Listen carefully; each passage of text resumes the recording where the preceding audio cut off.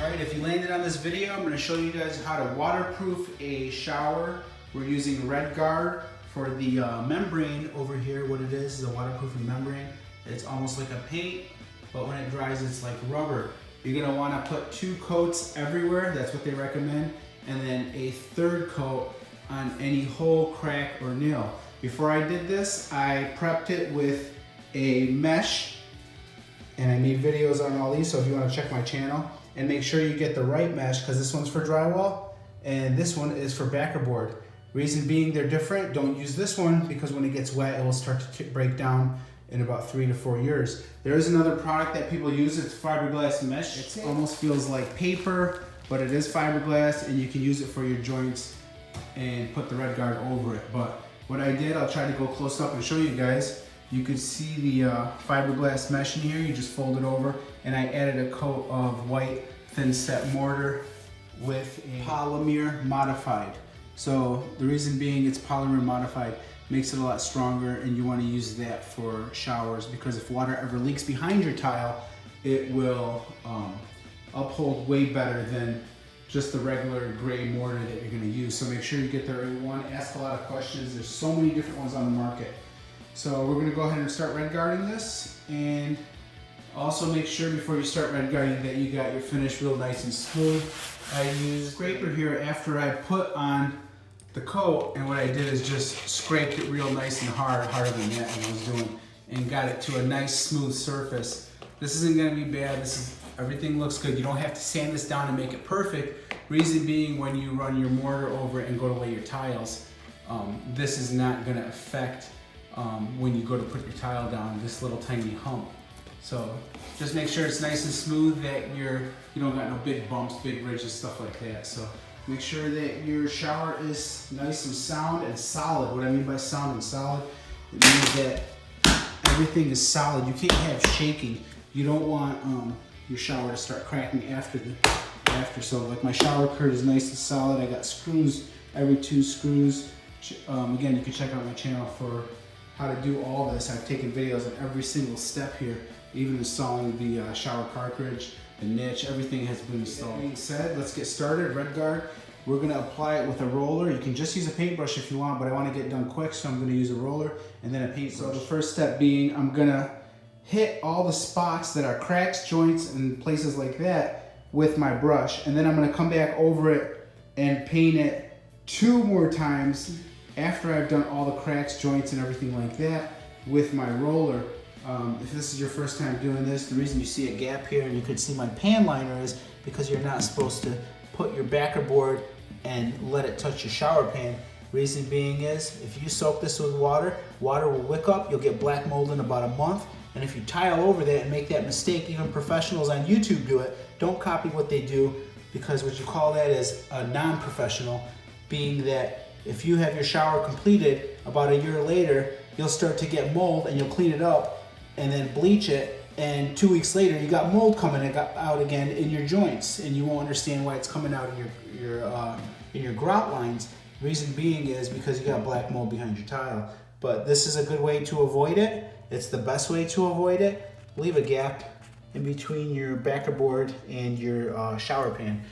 So let's get started. We're going to start painting all the parts that need to be painted. So let's do this.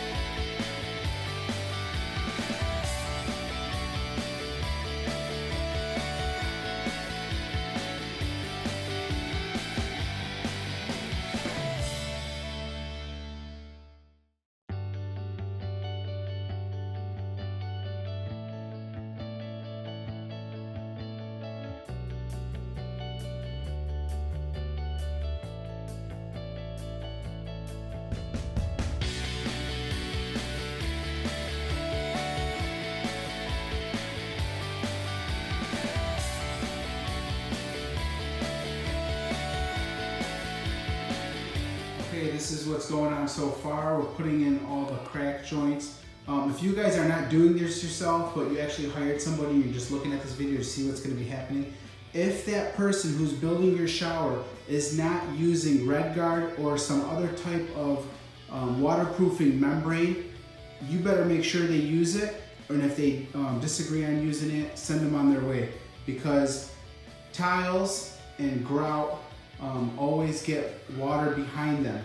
I said always. It will get through there eventually. So what you want is a waterproofing membrane to stop that from getting black mold behind your tiles. And a big question for all you do-it-yourselfers you're going to have is, am I going to put Red Guard all the way up in around the drain flange? Yes, I am. You will put about 3 layers on your shower pan. You'll see some people only put it around because they're worried about creating a mold sandwich. But if you use 3 layers on that floor, you will not get water underneath this right here. And you can run a water test after you got your 3rd layer of Red Guard on here. Fill it up with water, let it sit for 3 days, 2, 3, 4 days, whatever you want, until you feel safe, and you'll know that water will not get underneath this barrier right here. Just gonna show you guys a close-up view of what's going on in my niche and whatnot. Just make sure that you get a thick layer on here. And I'm gonna hit this with 2 more coats that you're gonna watch me do on time lapse using my roller.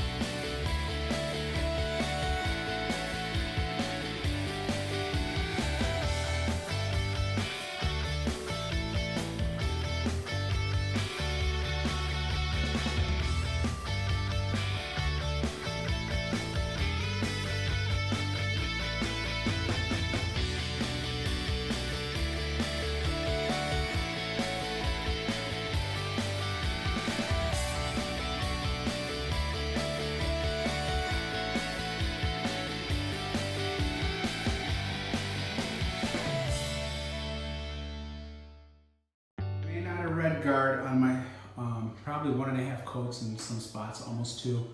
I'm gonna buy 1 more bucket. It sucks because it's about $50 a bucket at Home Depot.